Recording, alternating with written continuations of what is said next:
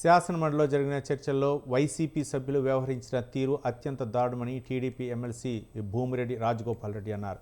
తాము ఏ యూనివర్సిటీ వీసీలను బెదిరించలేదని, కానీ వైసీపీ సభ్యులు అసత్య ఆరోపణలు చేస్తున్నారని మండిపడ్డారు.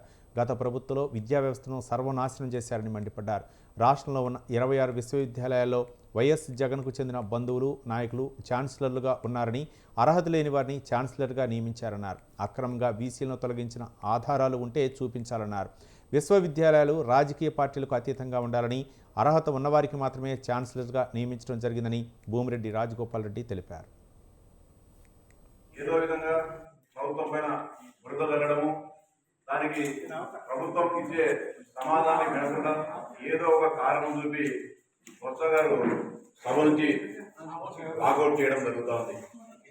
ఈరోజు వైఎస్ఆర్సీపీ సభ్యులు గవర్నర్ ప్రసంగ తీర్మానంపై మాట్లాడేటప్పుడు తెలుగుదేశం పార్టీ అధికారంలోకి వచ్చిన తర్వాత ఎదిరించి రాజీనామా చేశారని చెప్పి ఒక అకారణమైన అసాధారణమైన ఆరోపణ చేయడం జరిగింది.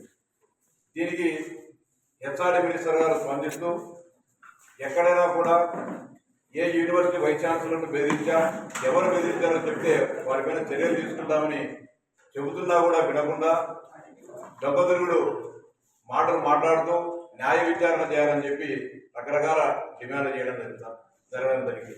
ఈ సందర్భంగా వైఎస్ఆర్సీపీ శాసనమండలి సభ్యులు కానీ ఆ పార్టీ అధ్యక్షులు కానీ స్పష్టంగా ప్రశ్నిస్తూ ఉన్నాం.